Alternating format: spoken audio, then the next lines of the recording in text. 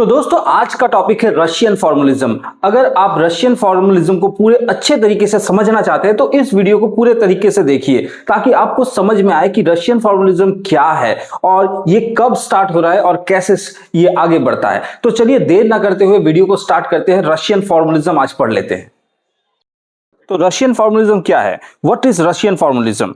Russian formalism was a school of literary theory that developed in the early 20th century। यानी ये 20वीं शताब्दी में इसकी शुरुआत होती है। That give attention to the form and structure। तो ख्याल रखिएगा यहाँ पे केवल फॉर्म और स्ट्रक्चर के बारे में बात की जा रही है किसी भी वर्क के, ठीक है।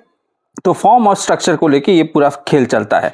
फॉर्मलिस्ट या फिर formalism focused on understanding a literary text through the text itself, which is independent of the author and his historical context। यानी जो रशियन फॉर्मलिज्म में जो लोग काम कर रहे हैं या ये जो फॉर्मलिज्म है इसमें लिटरेचर के अंडरस्टैंडिंग को समझा जाता है किसके थ्रू द टेक्स्ट इटसेल्फ, इसके अलावा और कुछ नहीं। यानी हम ऑथर को लेके कुछ नहीं सोच सकते, केवल और केवल उसी पक्ष में ही रहना है कि आपको वर्क को ही देखना है, वर्क के सिवाय और कुछ नहीं। किस परिस्थिति में राइटर ने कुछ भी लिखा होगा इस पे बिल्कुल ध्यान नहीं दिया जाता है। उसका बैकग्राउंड क्या है, ज्योग्राफिकल, हिस्टोरिकल, कुछ भी नहीं देखेंगे। केवल ऑथर ने जो लिखा है बस लिखे हुए पे ही फोकस करना है। अब आगे बढ़ते हैं। Derive meaning not from context but form and structure of literature. यहाँ पे हम कॉन्टेक्स्ट को भी फॉलो नहीं करेंगे, उसको भी फोकस में नहीं रखेंगे। हम केवल और केवल फॉर्म देखेंगे और उसके स्ट्रक्चर को समझेंगे। हमें कॉन्टेक्स्ट भी नहीं देखना है, ठीक है। अब आते हैं पोएटिक फॉर्म और पोएटिक स्ट्रक्चर को समझते हैं। तब आप इस वीडियो के जरिए समझ जाएंगे कि यहाँ पे क्या कहने की कोशिश की जा रही है। तो आप समझ पाएंगे कि फॉर्म क्या है और स्ट्रक्चर क्या है। तो फॉर्म क्या होता है अच्छे से देखिए, यहाँ पे ध्यान दीजिए, व्हाट टाइप ऑफ पोएम, ठीक है। और स्ट्रक्चर क्या है, हाउ इट रोट। तो अगर फॉर्म की बात करें जैसे शेप क्या है, ये सोनेट है या नहीं है, कॉन्क्रीट है, पोएम है, ओड है, टेर्जा रीमा है यानी 3 लाइन का स्टैंजा जिसमें बनता है उसे टेर्जा रीमा कहा जाता है, लिरिक है, एपिक है या फिर वेलेनल है जिसका मतलब है 19 लाइन वाला पोएम। और तो यहाँ पे आप देखेंगे कि व्हाट टाइप ऑफ पोएम, अगर आप टाइप देख रहे हैं तो वो फॉर्म कहलाता है। दूसरी तरफ अगर हम देखें तो यहाँ हमको दिख रहा है कि स्ट्रक्चर किसे कहा जा रहा है, जैसे स्टैंजा, क्वार्टन, सेस्टेट, फाइनल 6 लाइन जो कविता में होती है, ऑक्टेव, फर्स्ट 8 लाइन को ऑक्टेव कहा जाता है, रन ऑन लाइन या फिर एंजाममेंट। रन ऑन लाइन मतलब क्या, जहां पे आप देख रहे हैं कि वो जो लाइन है वो नेक्स्ट लाइन तक भी आ रहा है, मतलब पहले ही लाइन में वहां पे कोई फुल स्टॉप नहीं आया है, दूसरे या तीसरे लाइन पे फुल स्टॉप आप देख रहे हैं। तो ऐसी कविताओं को हम रन ऑन लाइन कहते हैं जो अगले लाइन तक चला जाता है। एंजाममेंट विदाउट पॉज, कॉमा या फिर फुल स्टॉप लगाए, बिना किसी फुल स्टॉप और कॉमा को, उसको हम लोग एंजाममेंट कहते हैं। इंडेंटेशन मतलब ब्लैंक स्पेस, कोई खाली जगह है कविता के अंदर।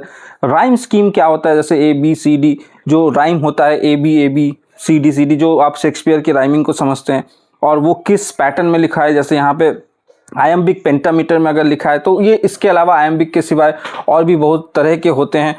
तो हाउ इट रोट, इस चीज को हम लोग स्ट्रक्चर कहते हैं। तो आगे बढ़ते हैं, समझते हैं कि इसकी शुरुआत कब होती है। तो ये एक लिटरेरी डिवाइस है जो रशिया में इसका इजाद हो रहा है। ये 1910 से लेके 1930s तक माना जाता है। इस समय काल में इस पर काम हुआ था। It give attention to the form or structure of the work. ये तो हमने पहले ही जान लिया है। अब फॉर्म के बारे में यहाँ कहा गया है कि फॉर्म मतलब क्या है, जैसे स्ट्रक्चर हो गया, नरेटिव स्टाइल हो गया, लिटरेरी डिवाइस जैसे कि मेटाफर, एलिटरेशन और भी बहुत सारे ऐसे एग्जाम्पल्स है, तो उन सबको डाला जाता है फॉर्म में। Russian formalism were more theoretical, that is emphasizing more on theory of literary devices and their involvement in the text। तो किस तरह से, कितनी ज़्यादा मात्रा में या कम मात्रा में राइटर ने लिटरेरी डिवाइसेस का इस्तेमाल किया है उस पर भी ये निर्भर होता है।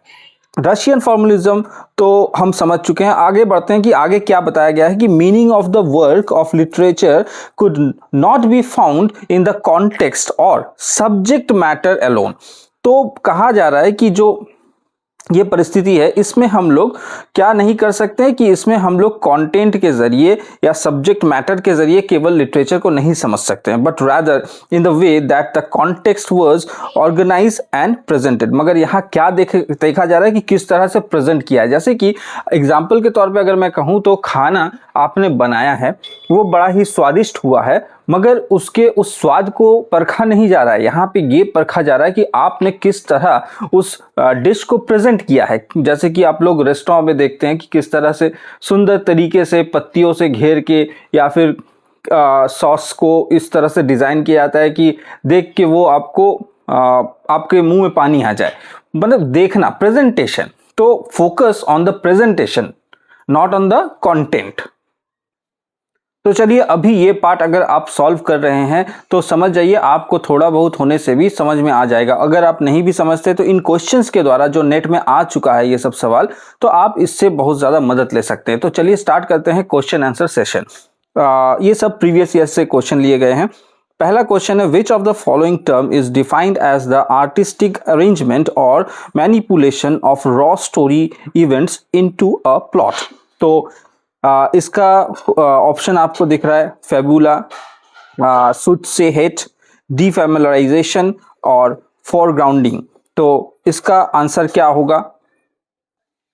तो ध्यान में रखिएगा, जब भी रशियन फॉर्मुलिज्म आएगा वहां पे डीफैमिलियराइजेशन ये बहुत इंपॉर्टेंट है।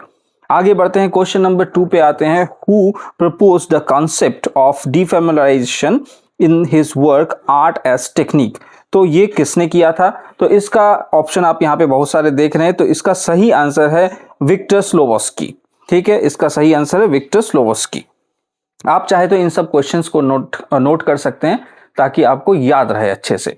Next question, poetic language in Russian formalism refers to, इसका जवाब है language that deviates from everyday communication for artistic effects. तो इसका सही जवाब ये वाला है। आगे बढ़ते हैं, एक मैचिंग वाला सवाल है, match the following theorist with their concept. तो आप इसका आंसर दीजिए, चाहे तो पॉज करके आंसर दे सकते हैं। तो चलिए मैं आंसर बता देता हूं। तो विक्टर स्लोवोस्की डील करते हैं विथ ऑप्शन नंबर बी, डीफैमिलियराइजेशन। ठीक है, आगे बढ़ते हैं, रोमन जैकबसन, ये मेटाफोर और मेटोनॉमी के साथ डील करते हैं। नहीं, ये गलत हो गया भाई, इसे थोड़ा मिटा दूं।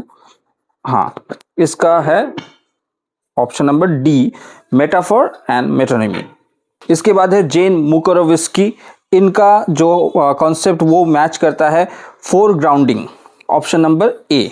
और लास्ट वाला एक ही बच रहा है, वो है व्लादिमीर प्रॉप, ये है option number C, morphological structure. तो चलिए आगे बढ़ते हैं, आगे क्वेश्चन और भी है। क्वेश्चन नंबर 5 पे आते हैं। इसमें क्या पूछा गया है, which of the following is not associated with Russian फॉर्मुलिज्म।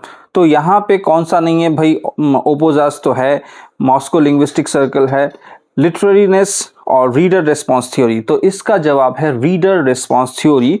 इसके साथ इसका कोई ये डील नहीं करता रशियन फॉर्मुलिज्म। तो आप लोग कमेंट करके बता सकते हैं तो रीडर रिस्पॉन्स थ्योरी किसके साथ जुड़ा हुआ है। आगे बढ़ते हैं, तो Russian फॉर्मुलिस्ट focus on literariness meant they were primarily interested in, वो किस चीज़ में इंटरेस्ट होते हैं? ऑथर के साइकोलॉजी के साथ, हिस्टोरिकल कॉन्टेक्स्ट तो बिल्कुल नहीं होने वाला है, the device and technique that make a literary text. तो इसका सही जवाब ऑप्शन नंबर सी है कि वो लोग सिर्फ डिवाइस और टेक्निक पर फोकस करते हैं। आगे बढ़ते हैं, अगला क्वेश्चन है, which key figure is associated with the idea of dominant in a literary work।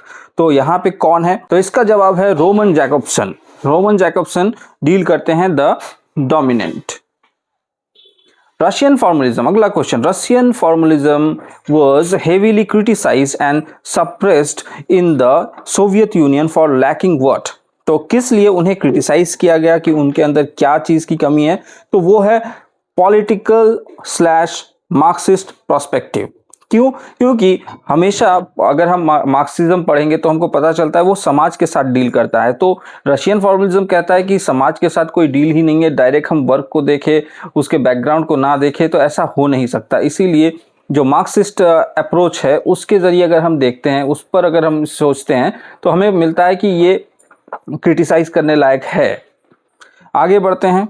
Next question, Russian formalist behaved that the hero, यहां पर देखिए कोट किया गया है, hero of literature is not the characters but the, option है author, reader, device या फिर historical context. यानी यहां पूछा गया है कि वो हीरो को किस तौर पे लेते हैं, किस तरह से हीरो को कहानियों में समझते हैं। तो वो एक डिवाइस के तौर पे समझते हैं इसको, हीरो को वो ऑथर, रीडर या हिस्टोरिकल कॉन्टेक्स्ट के तौर पे नहीं बल्कि एक डिवाइस के तौर पे लेते हैं। तो अभी आते हैं आखिरी क्वेश्चन पर, विच of the following is not a focus of Russian formalism. ये तो बहुत ही आसान होगा आप लोगों के लिए। कौन सा नॉट है बोला है फॉर्मलिज्म में, कौन सा नहीं आता है। तो प्लॉट स्ट्रक्चर आता है, फोरग्राउंडिंग आता है, द ऑथर साइकोलॉजिकल स्टेट शायद ही हो सकता है, मगर आगे बढ़ेंगे, लिंग्विस्टिक डिवाइस ये तो जरूर आता है। तो ये सभी उनके लिए इंपॉर्टेंट है, बट सी नहीं, क्योंकि ऑथर के साइकोलॉजिकल स्टेट के बारे में कहा गया है, तो वहां पे ऑथर के बारे में तो कुछ जानना ही नहीं है। तो ये होगा इसका सही आंसर। तो इसी के साथ हमारे 10 क्वेश्चन भी कंप्लीट हो गए हैं। उम्मीद करता हूं कि वीडियो आपको पसंद आया होगा। अगर पसंद आए तो केवल एक लाइक कर दीजिए और चाहे तो कमेंट भी कर सकते हैं। तो मिलते हैं अगले वीडियो में, तब तक के लिए धन्यवाद।